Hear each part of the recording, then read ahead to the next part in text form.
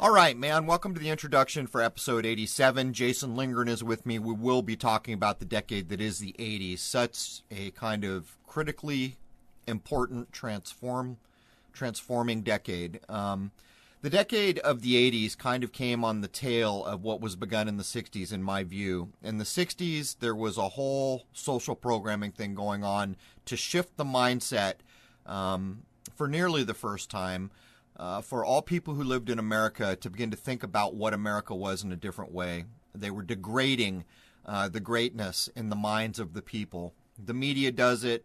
Any number of things does it, from the beginning of the early parts of the decade when we supposedly lose a president up into the hippies movement. But the hippie movement has a counterpart in the 80s called the yuppie movement. Most people have forgotten about. And while the hippies were these long-haired, dirty, rock and roll driven drug addicts, as they were portrayed, the yuppies were the exact opposite, the polar opposite. Yuppies were wearing very nice suits, they were having good jobs, and they had a lot of money. But then again, the whole decade of the 80s, for some reason, money was much more available in the United States of America in the 80s.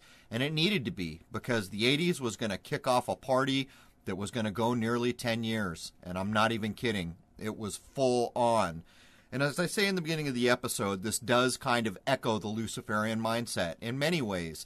The kind of idea of me, a self-centric kind of generation being formed out in the 80s.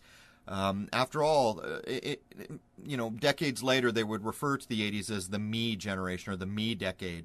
It's a true thing. I was there. I saw it. All the things that came to bear in the 80s, in my view, are a dividing line in the sand from the way things used to be before the modern technical age and the way things would be later. But in the 80s, so much of the kind of forward-looking, long-game social programming comes in on us hard. It's not just that personal computers and gaming and all these things are coming to bear, cell phones, any number of things that Jason and I will cover. There's this kind of, at the time, it wasn't a tangible sense of anything. Most people were clueless to what was going on, but we will cover the events that kind of start to shape. And, I've said it so many times in the past few shows where Reagan stands up and claims that the future of this country is not for the faint of heart, but for the brave. In many ways, that's a true thing. There are some bold things done in your face in the 80s, from the movies like Back to the Future, where it's pre-echoing the events that will happen the first year of the new century, all the way up to things like shuttle disasters and other things. But anyhow, let's jump in with Jason Lindgren and cover the 80s. In my view, the transforming decade that brought us to where we are now. And I would point out that, some of the things that we attribute to the modern age is censorship. 1984 was in the middle of the 80s decade that carries the moniker and the title for the book that is all about Big Brother and censorship. We're 33 years after that now. Right now, we're 33 years after 1984. But it's a strange dichotomy.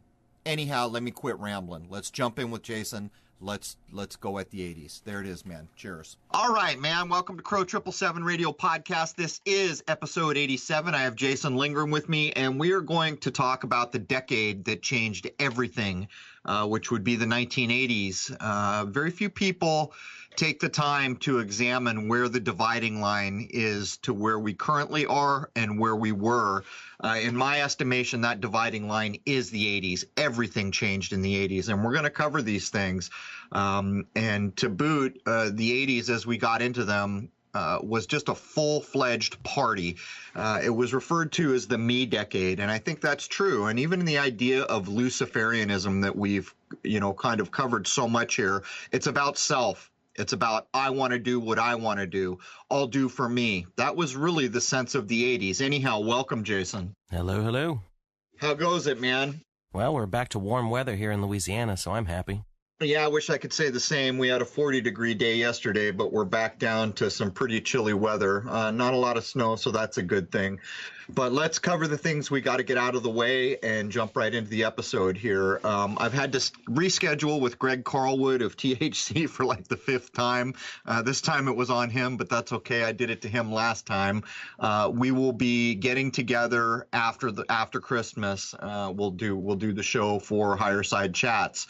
Last night, I did a show on, and I don't want to get this wrong, with a group of people I probably wouldn't have ever had much to do with. They were very nice to me. It was a good show. We did 2 hours, and the name of that podcast is NFGR.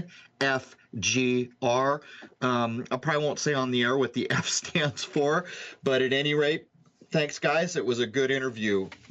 Having said that, I'm putting out a call to go out on more platforms.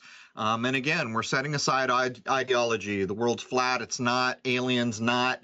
Whatever. I don't care. Ideology is pushed aside as far as I'm concerned in these times of censorship.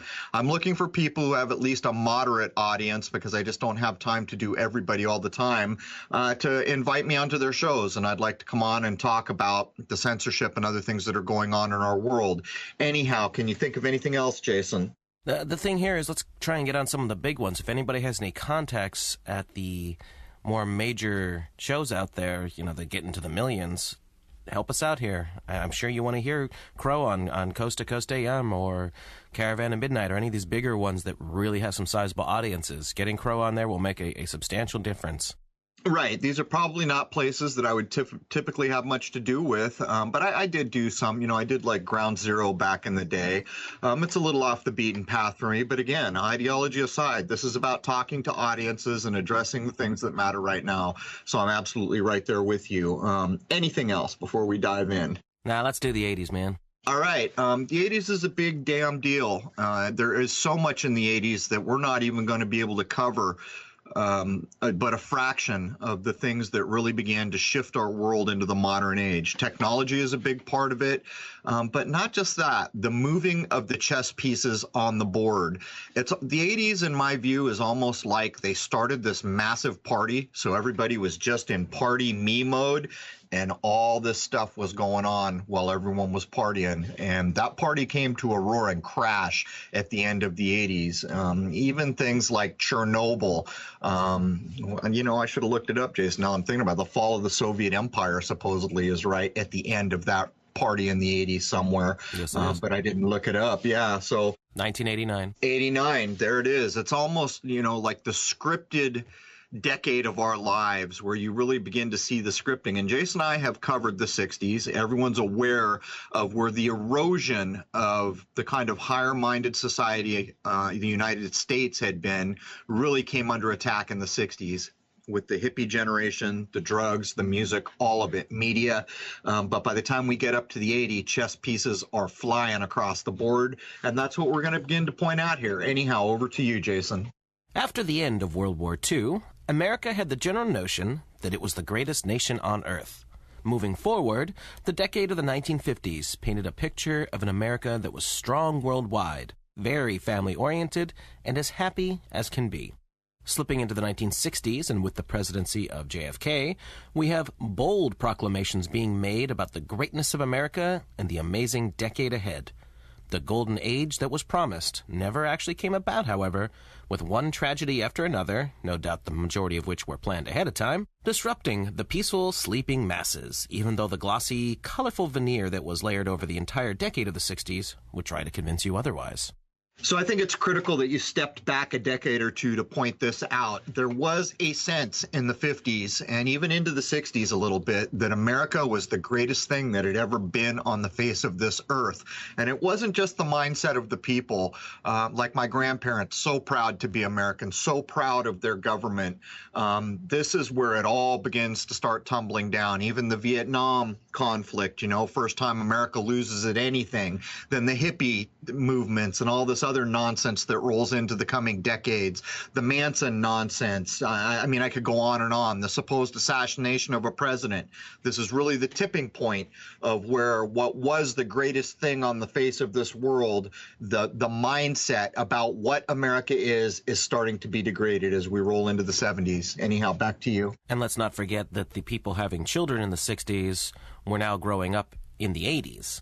That's right. That's going to be a big part of this, because so many of the people in the 60s and the peace, love kind of hippie flower generation do get up into their 30s and older by the time the 80s comes, and there is a tectonic shift coming with that.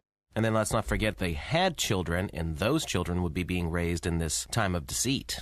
Right, which is a big reason for shows like this. There are a lot of people out there that listen to the shows we do that have no sense of things before the internet.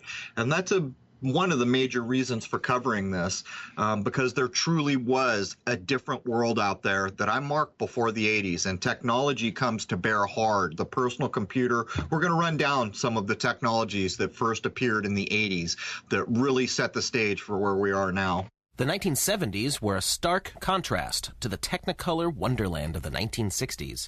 Everything took on a gray, gritty, drab harshness, a look and feel that decimated the synthetic happiness of the previous decade. Everything from the sound of the music to the look and feel of the media, they had what appears to be an intentional opposite effect.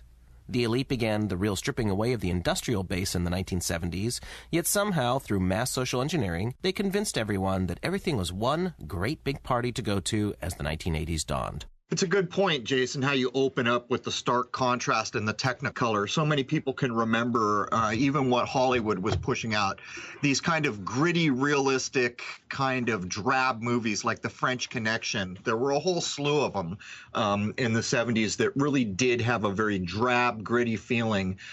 It's almost like technology could have been further ahead in the 70s, but what they were showing us was a more base, kind of gritty version of it. But anyhow, back to you. And I've addressed this before, but I can tell you as a studio engineer, I hear things on the media being released at the time that don't make sense to me.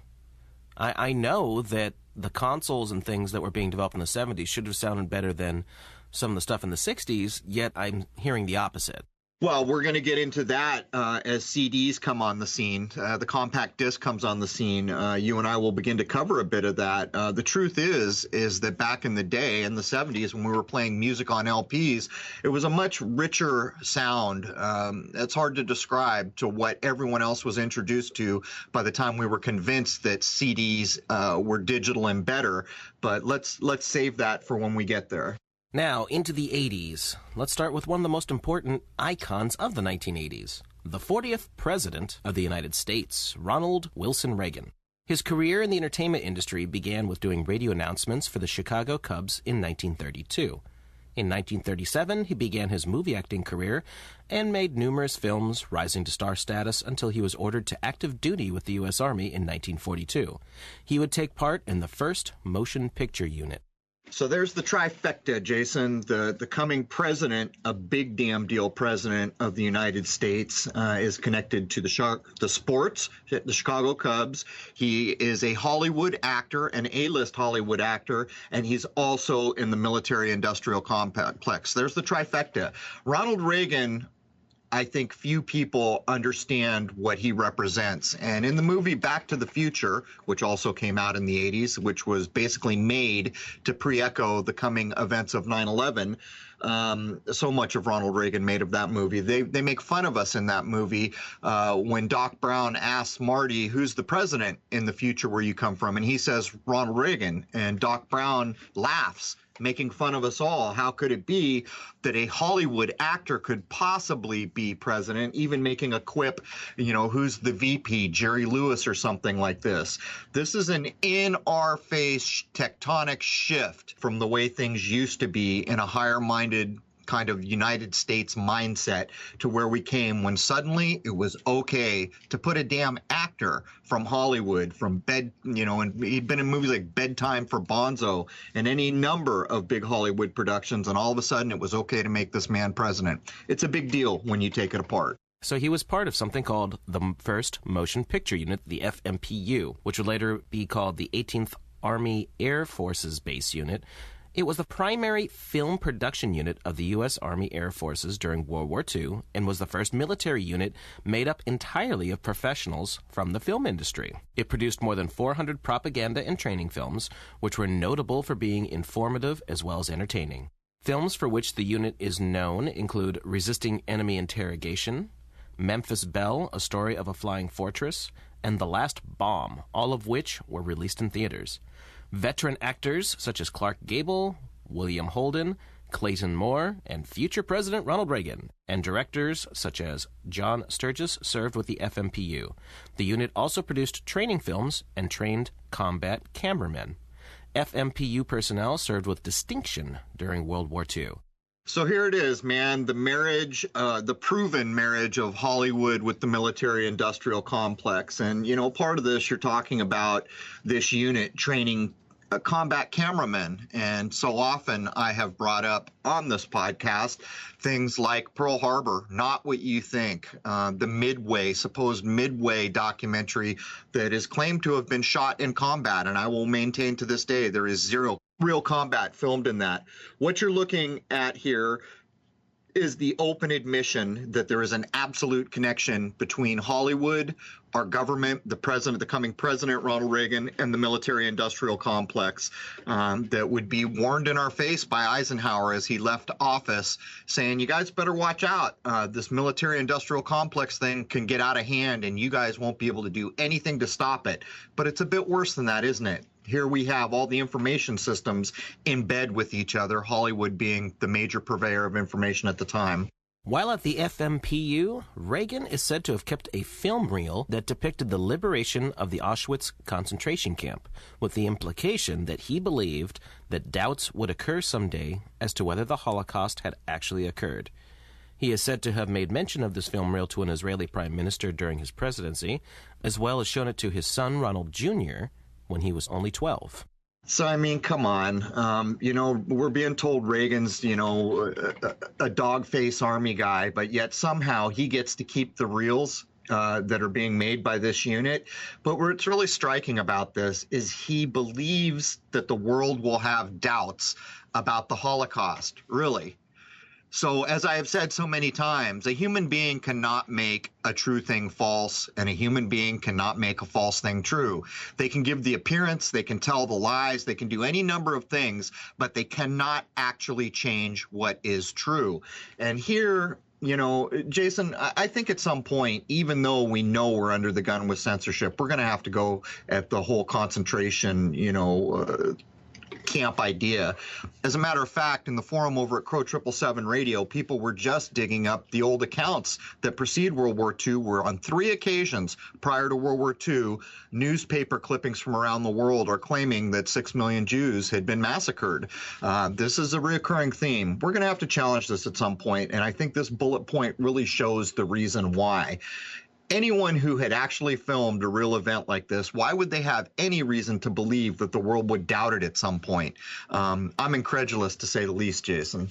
I think something went on. There's too many people who discussed it, but it seems that it didn't happen to the degree or in the way that the mainstream has portrayed it over the years.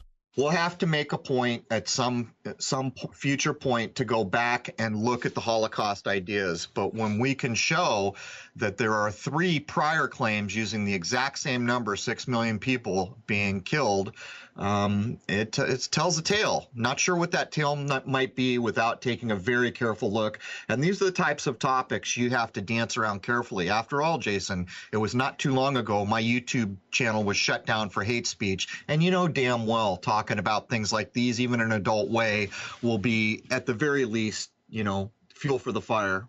Oh, absolutely. During the later 1940s, Reagan and his then-wife, Jane Wyman, provided the FBI with the names of actors within the motion picture industry whom they believed to be communist sympathizers.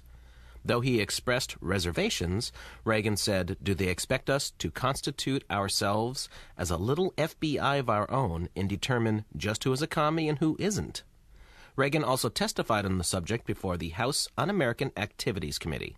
A fervent anti-communist, he reaffirmed his commitment to democratic principles, stating, "I never, as a citizen, want to see our country become urged by either fear or resentment of this group that we ever compromise with any of our democratic principles through that fear or resentment. So here we see it, Jason, creating the boogeyman out of thin air. That's what the Cold War was. You always have to have an enemy. In the modern era, the enemy is the nonsensical terrorism, which can never be defeated, ever, ever, ever. It's not an enemy, it's an idea. But back in this time, we still had ideas that were actual enemies you could point to on the map, even if they were made out of whole cloth. And here we see Hollywood pushing it all the way up into our government. We have the words that tell us what's going on here, the programming, the House on Un-American Activities, and other such branding monikers that show the game here. One thing we know is that there always has to be an enemy. And, recently I saw this thing where people were taking a look at the CIA, claiming one of the main things the CIA did was to change mindsets of people to harbor hatred and fear. And what this allowed is for the military-industrial complex to constantly be built up, because there's always this enemy and we're going to have to kill these bastards, and this mindset, which implies that without all this programming, human beings probably would not have this kind of hate-based view of other parts of the world and would come to common sense to say, hey, people in Russia are people like me. They have kids, they have families, they probably have the same hopes as dreams as anyone I know in this part of the world. But yet, this programming, which is part and parcel of what we see in this bullet point, has in fact sown the seeds of hatred in the hearts of so many people who will buy into there's an enemy there that we might have to go up against with the military. So there's all that. We also see the early ties with Reagan to the intelligence community here as well, something that's very notable. Right, and it's just crazy to think about. I mean, people should go back and look at the movie Bedtime for Bonzo, where Reagan's acting with a chimpanzee. It's a bit telling. It's a bit of a slap in the face. But it's hard to imagine at what point the mindset in this country had shifted so much that it was suddenly okay to put an actor in the supposed lead role of this country. It's stunning to look back at now. Reagan was president of the Screen Actors Guild for many years off and on, and later he got into television by the 1950s, and this is also when he began getting into politics.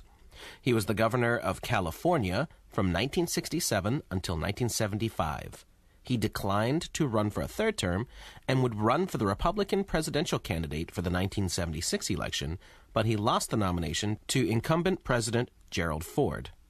Ford, in turn, would lose to the Democratic candidate, Jimmy Carter, whom Reagan would take the presidency from in the next election.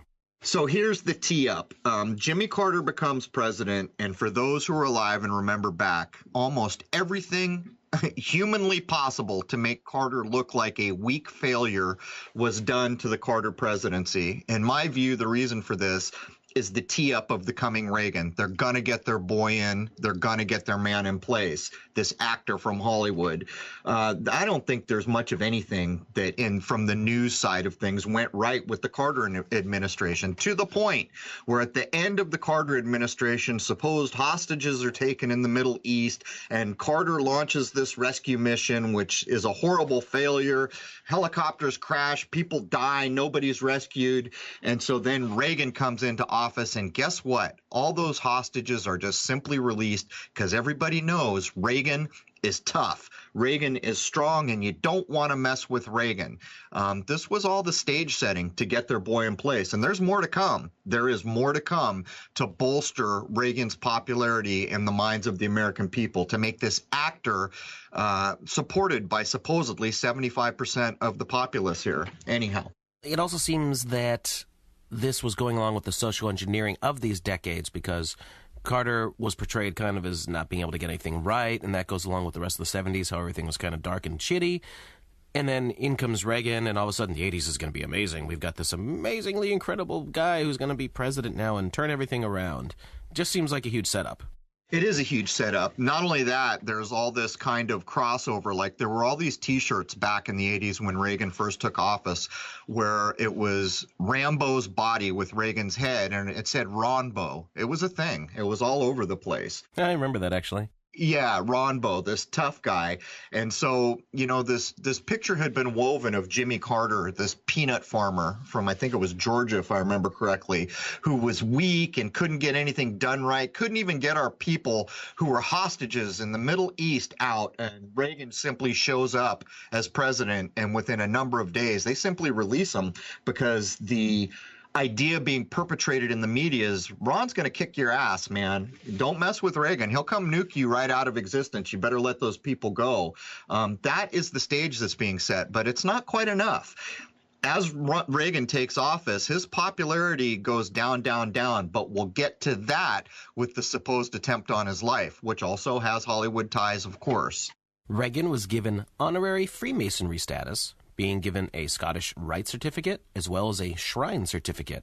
He had direct dealings with many of the elite power structure groups, and Reagan's 59-member transition team when he took over as president was composed of 28 CFR members, that's the Council on Foreign Relations, 10 members of the elite Bilderberg Group, the lovely annual meetings that they do to get together and figure out how they're going to screw us over for the next year, and at least 10 known members of the Trilateral Commission. He was also an attending member at Bohemian Grove, and there's a very famous picture of him with several other presidents and other people that is floating around the internet you can go find, as well as had the support of David Rockefeller. And let's not forget his VP, Mr. New World Order himself, George H.W. Bush. Bush almost became the president in 1981 with the shooting of Reagan 2 weeks after he took office.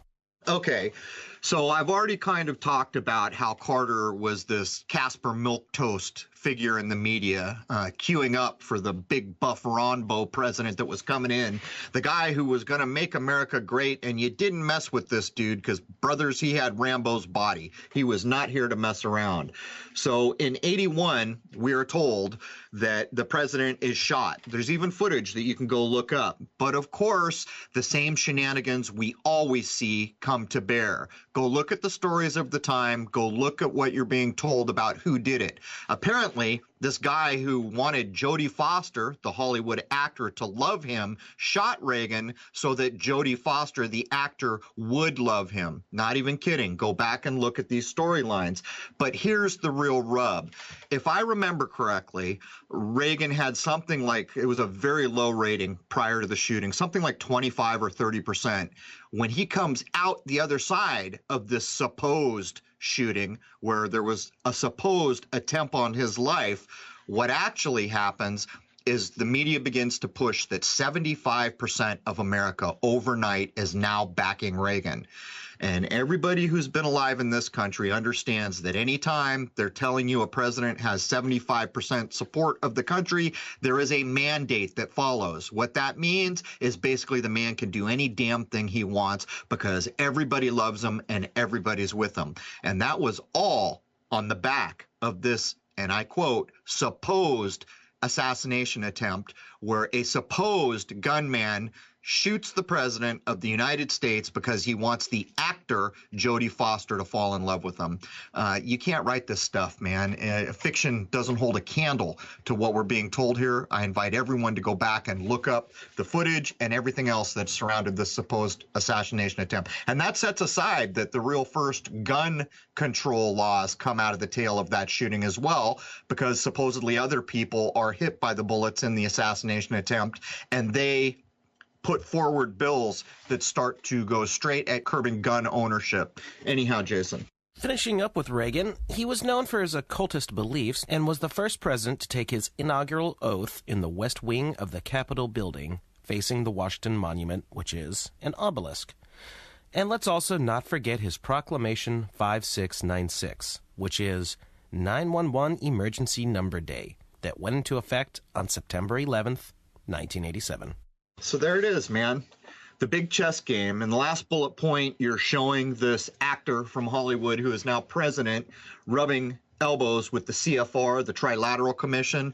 These are the highest organizations we can point to. The members of these organizations sit on the boards of the few corporations that are left in the world today that control nearly everything, and I mean nearly everything. But here is the same old game we see all the time.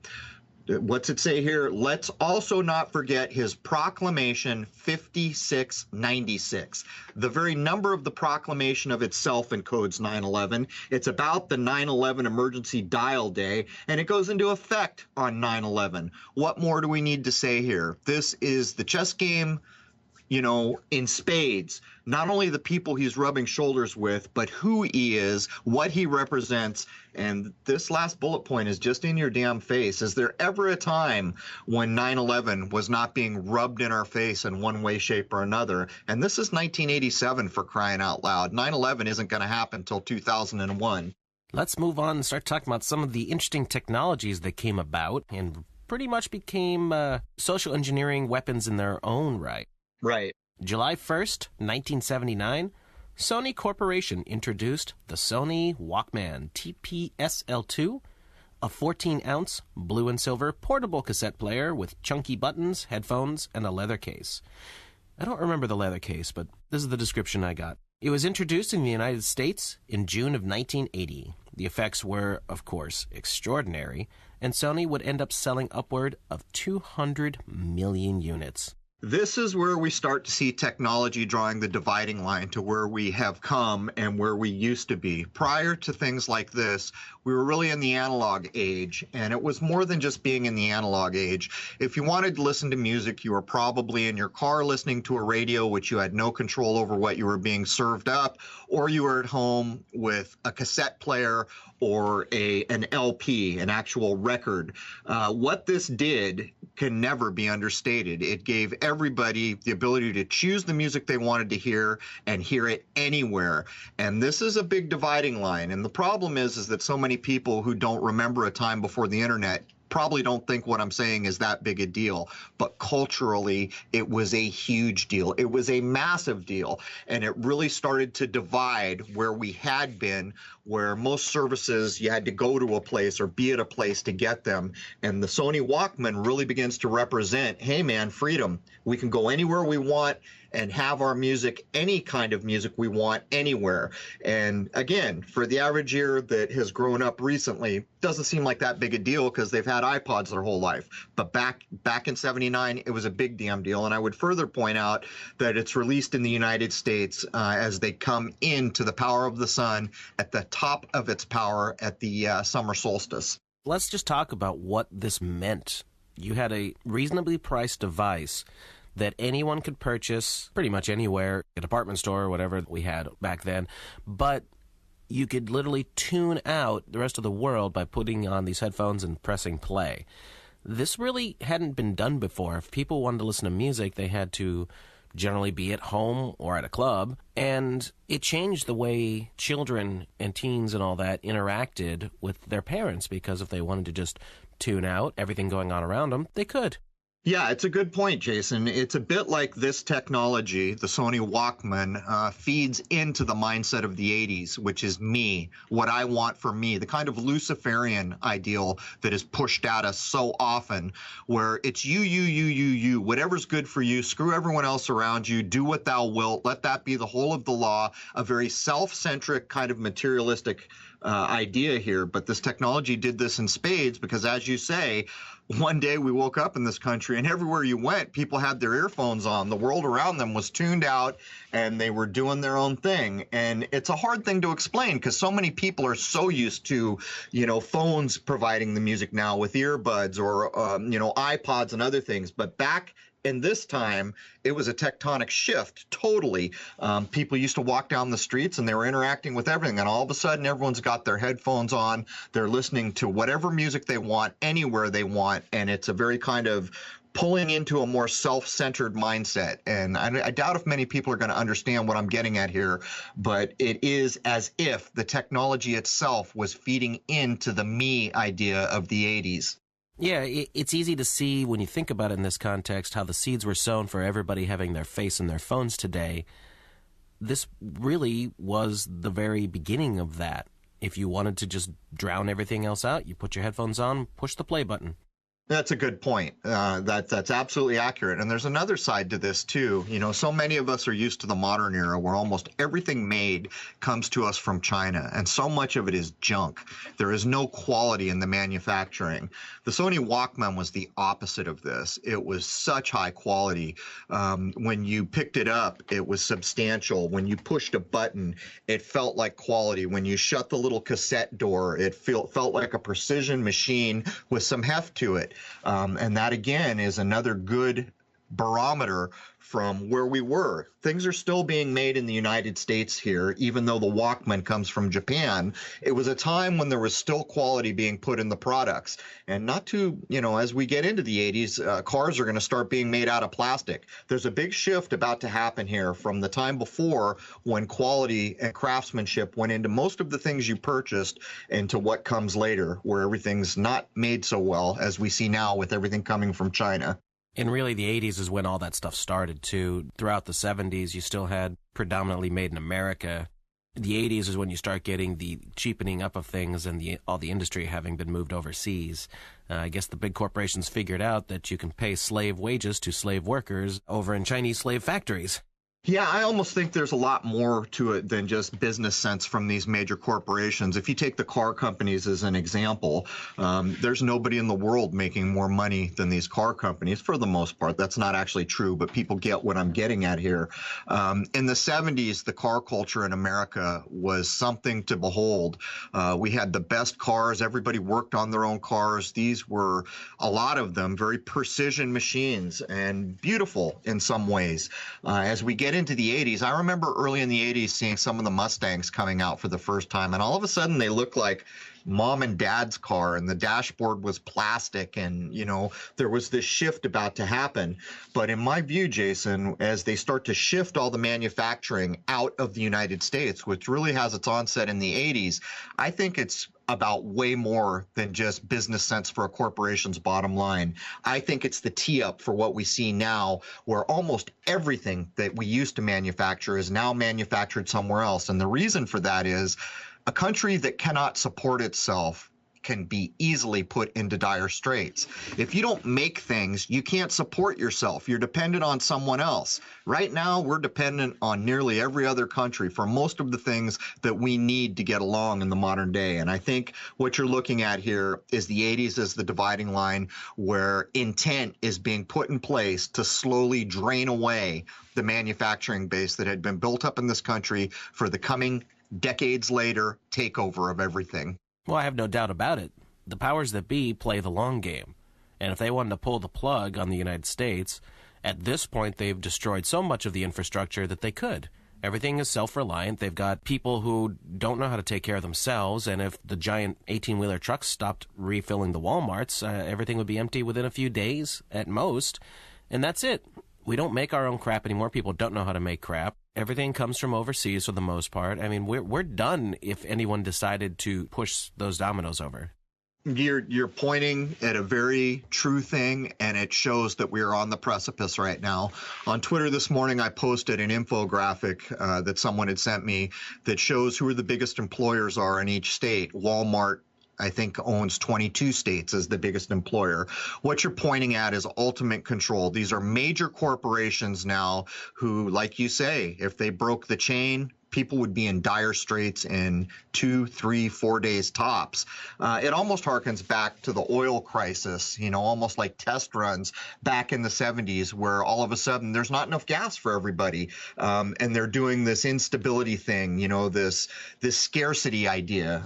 We're there in spades now, Jason. We're there in spades. It would not take much to interrupt how we operate now. And even if you consider things like something as simple as an ATM, where we're all reliant on a machine to get our money, but if the power goes down, guess what? Or the ATMs quit working, we would all be out of money in a day or two. I think this is all by design, and I think it's all fostering us up to the point where we're going to see the big push for the grand takeover of, the beacon that is America, because whatever can be done to America can be done to any other damn place in this world.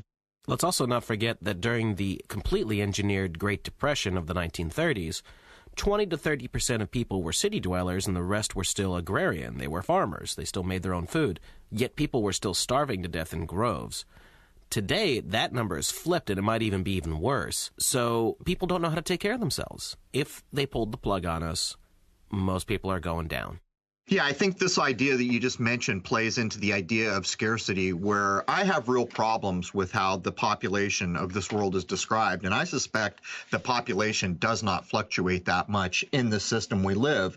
But, when you get everyone into a city system, exactly what you said is true. What if we all had to go out into the wilderness and support ourselves now? The truth is most of us have forgotten how to do that, and it would be a nightmare to say the least. That is dependence, almost no different than being dependent on a drug, where if someone doesn't give you that drug anymore, you're going to wish you were dead because you need that drug. In some ways, city dwelling and all these systems and corporations that are providing everything are a bit like that drug, where if someone ever pulls the rug out from under that, there are going to be a hell of a lot of people in trouble nearly overnight. Hey, let's not make any jokes that this technology that we've got today is just like a drug. And those seeds for that were really sown in the 80s. But today, think about that. Think about how much people freak out if the internet goes down or their cell signal isn't working, or pick something, man. Everybody is completely addicted to this technology, and myself included. If my internet's down, I'm pretty ticked off. Yeah, it's by design. Luckily, Jason, I've been weaning myself away from it for a long time. When the economy crashed last time in 2008, I walked away from corporate life. I decided I didn't want to have anything to do with internet technology as I had in the past. I didn't want to learn code anymore, make websites, do all these things. I wanted to free my mind.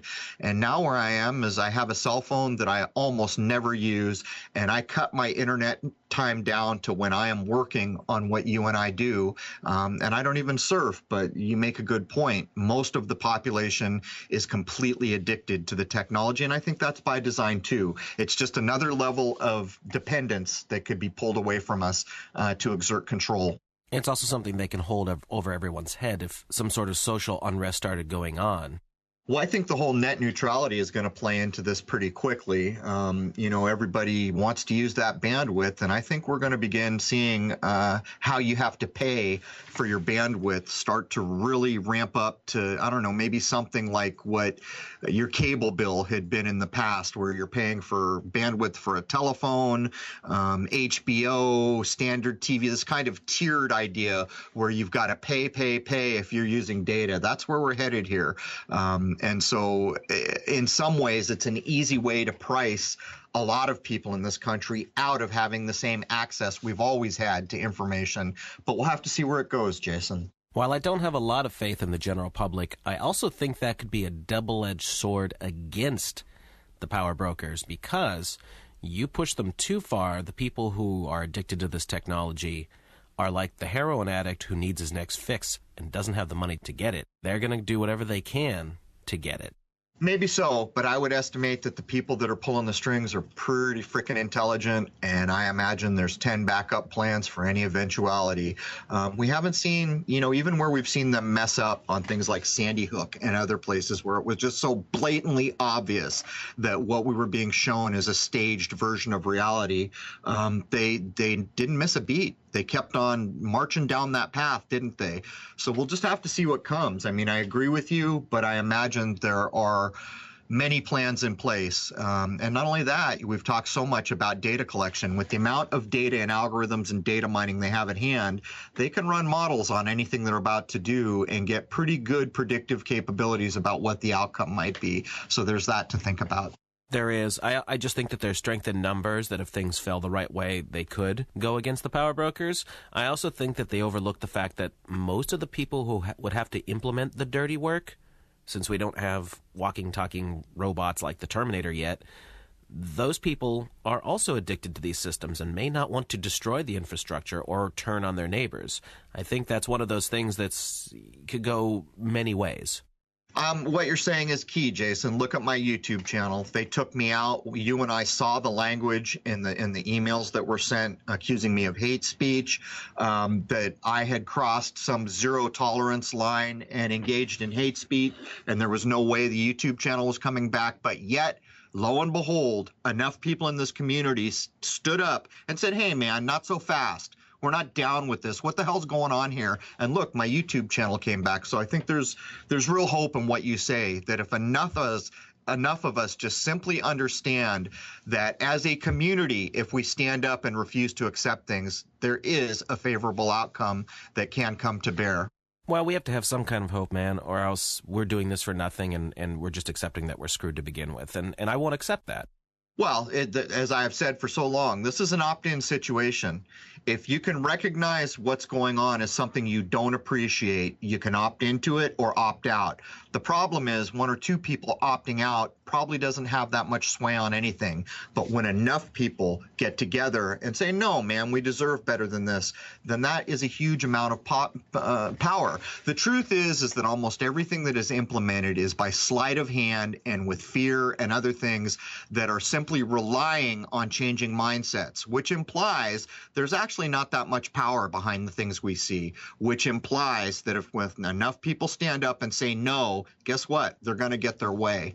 Well, this is what Max Egan is always saying. If you don't opt into the system every single day, for instance, using cash instead of credit cards and all that, they can't put the electronic grid in completely if you aren't going along with it. And I think there's a lot of value to that statement. Yeah, it's a true thing. But even like I said, these are smart people. We got Bitcoin coming down the pike. How much longer will we even have the option to use things like cash? And for so long, I've pointed out all the jokes that have been pushed at people in sitcoms where when the robot uprising comes, ATMs will lead the way. These are transitory times we live in the same way that the 80s is a bit of a dividing line from what was before and where we are now.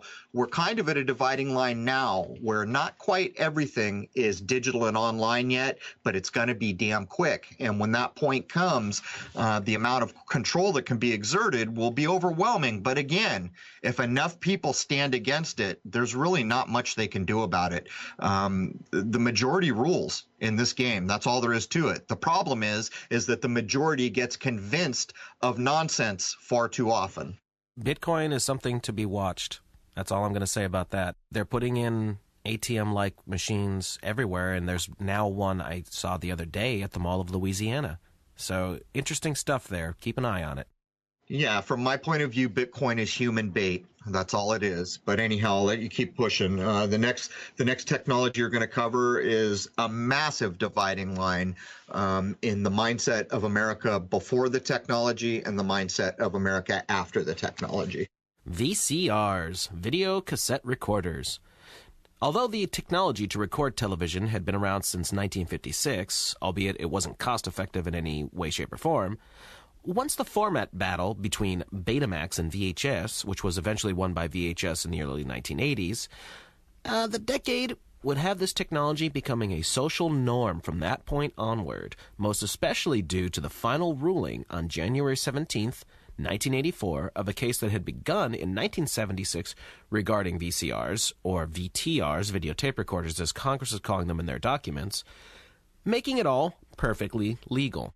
At the time, over 8 million VCRs were already owned by Americans, with another 5 million in sales projected for 1985.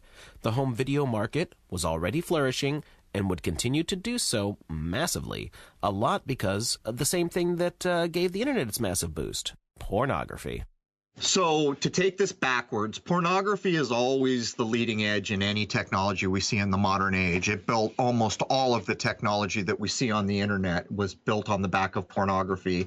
The VCRs and the camcorders are going to be the same thing, but there's a bit more to this story when you look carefully. First of all, you mentioned there was a battle between Betamax and VHS. VHS won, and it was the lesser of the two technologies. So this massive new technology that is going to give people an undreamed of ability to record whatever they want. They used to call it time shifting back in the day, believe it or not. That's how big a deal being able to record television and movies was. Man, I don't have to be home at 5 o'clock anymore. I can just record whatever I want. They literally had a word, and it was called time shifting. But you see, the lesser of these technologies is what catches on, which I think is telling on the face of it. But when you begin to consider what all this technology gets used for, there's a few categories we can break it down to. All of a sudden, we have the ability to watch any movie we want anytime. I can't really overstate what a big shift this was. Previously, if a movie we wanted to see wasn't in the theaters or wasn't going to be rerun on TV, we weren't going to see it. That's all there was to it. All that changed with Blockbuster videos and all these other things. But in the back of all the privately run video stores, there was an adult section. And again, this is akin to what happened in the 60s with the kind of free love, sex, drug, rock and roll, the invention of the pill, where the degradation of what's acceptable to the public is going to come into play here on the back of pornography. And I will illustrate this by pointing out that when the pornography craze came with the ability of any person to film anything they wanted with a camcorder and then tape or play anything they wanted anytime, there were companies out there that wanted to get in on the pornography game, but they didn't want to be known for, their main brand. Disney was one of these places. Disney was a huge purveyor of the porn movement that came with the VCR in the 80s. They launched, if I remember correctly, a company called Buena Vista. And Buena Vista had a lot to do with the onset and mainstreaming of porn under the guise of having nothing to do with Disney, when in fact it was just another one of the many tentacled arms of Disney. But anyhow, Jason, that was a bit of a lengthy response there. But a very accurate one. Speaking of videotape, though, let's take a quick look at the camcorder. A personal use video camera, first for the professional and then the consumer soon afterward. In 1983, Sony released the first camcorder called the Betacam system for professional use. A key component was that it was a single camera recorder unit, eliminating a need for cables between the camera and recording device, which greatly increased the camera operator's freedom of movement. The Betacam used the same cassette format, 0.5 inches or 1.3 centimeters tape, as the Betamax, but with a different, incompatible recording format. This became standard equipment for broadcast news. Sony then released the first consumer camcorder in 1983, the Betamovie BMC 100P. It also used a Betamax cassette and would rest on the operator's shoulder due to a large design limitation that didn't yet permit a single-handed grip like the ones we see today. Also that year, JVC released the first VHS-C camcorder. Kodak announced a new camcorder format in 1984, the 8mm video format. Sony introduced its compact 8mm Video 8 format in 1985. That year, Panasonic, RCA, and Hitachi began producing camcorders using a full-size VHS cassette with a 3-hour capacity. These shoulder-mount camcorders were used by videophiles, industrial videographers, and college TV studios. Full-size Super VHS, or SVHS, camcorders were released in 1987, providing an inexpensive way to collect news segments or other videographies. Sony upgraded Video 8, releasing the Hi 8 in competition with SVHS. As the 80s became the 90s, digital technology would take over and greatly improve picture quality and sound quality, while at the same time significantly reduce the camera size. By the way, we forgot to mention the reason why VHS is generally thought to have won the format wars was because VHS tapes had more room, they could record longer, even though Betamax was the superior sound and picture quality. Well, that's actually what I was going to address here. This is a prime example of a couple versions of the same technology coming out for the mainstream and the lower quality of those two being adopted by the people. That's a control mechanism in my view. For a long time, Betamax was used by professionals. Even after VHS had come out, if you went out to professional people using video, they were using Betamax. It's because the quality was better. So it's almost, again, like purposely, you guys can all record whatever you want now, but it's going to be the lesser of the two formats. All us guys that make TVs, documentaries, and movies, we're going to use the better one, Betamax. It's hard to understand how we got one or the other, but one of the key points you make here is no cord, Jason. When you wanted to film before this, you didn't have to have a cord, but you did have to go get your film developed, so it wasn't instantaneous. Up to this point, any way you wanted to film required a cord to the wall, and what really happens here with Betamax and VHS is people can record right now with no cord to any wall because there's a remote battery pack, and they can watch it back 2 seconds after they film it. And that is a major shift from where imaging and filming technology had been to where it came. Absolutely, and this This kind of created the whole home movie thing, people making their own fan films and all that. That sort of thing started in the 80s because it could now be done. Got a little expensive, and the editing certainly wasn't like you can do today, but it certainly started that whole notion. Right. And also it is the onset of being able to record things and review them. But in one of the last bullet points, you kind of covered the court case where this actually goes up through the courts because the people in Hollywood are saying, hey, man, all these people at home are recording our copyrighted material. And that's illegal, man. We own that stuff. How the hell come, you've put this device in every household that allows them to record our content?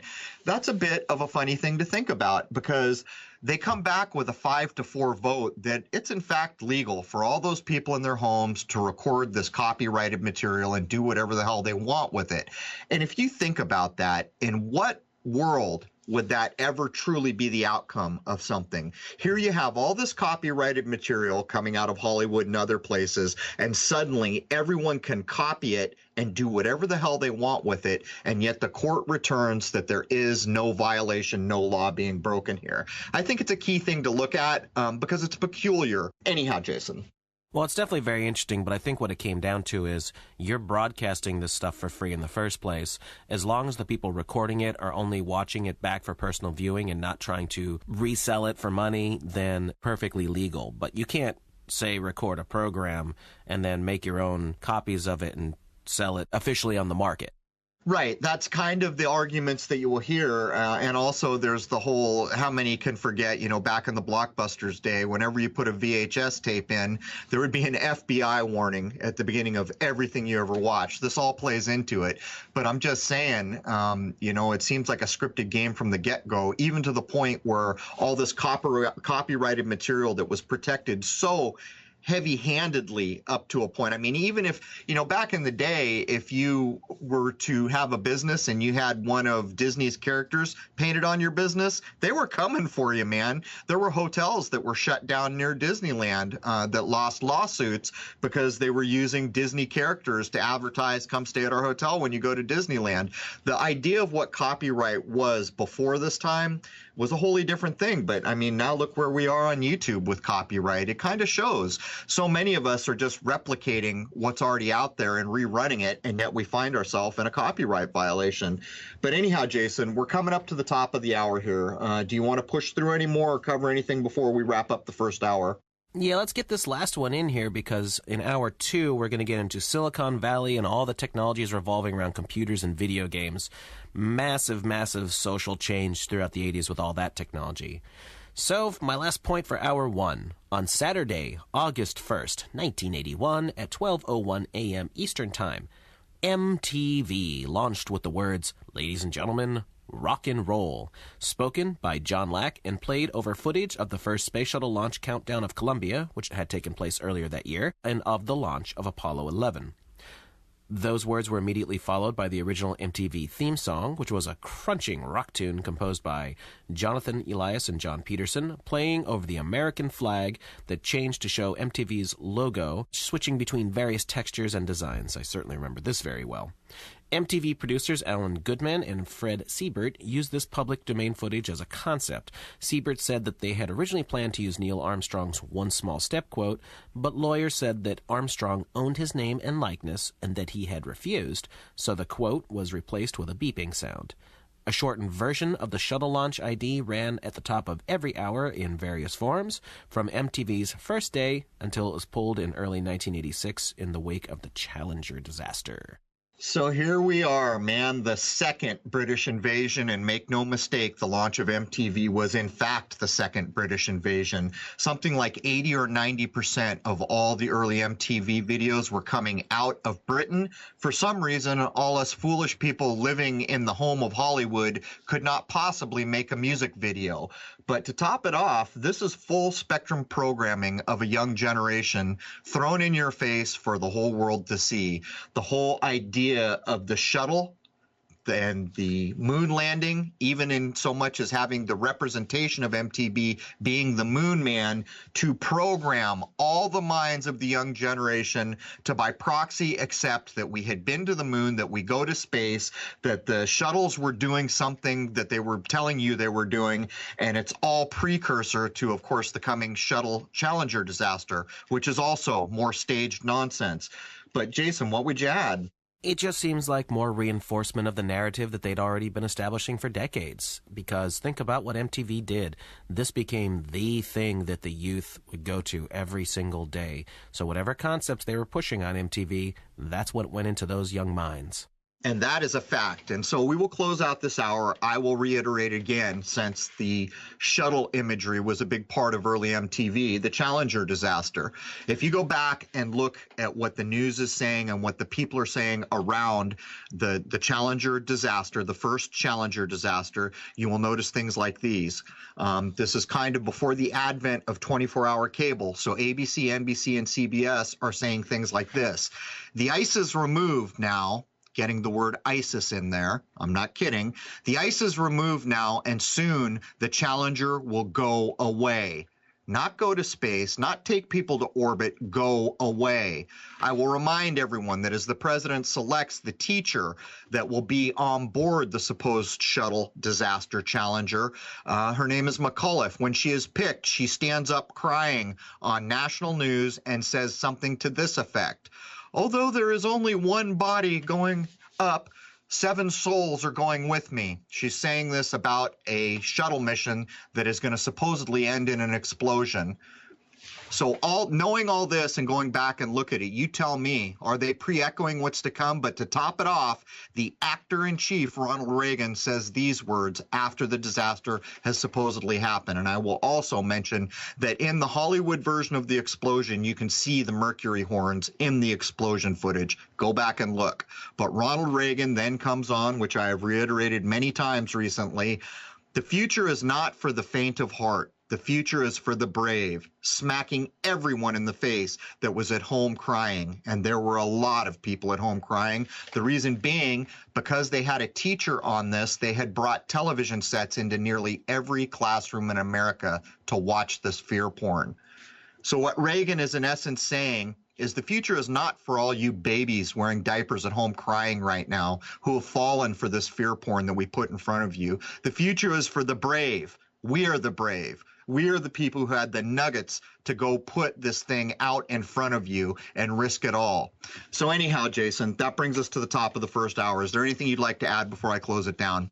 Reagan's words were at least a lot more profound than Mr. Virgin Galactic with Space is Hard.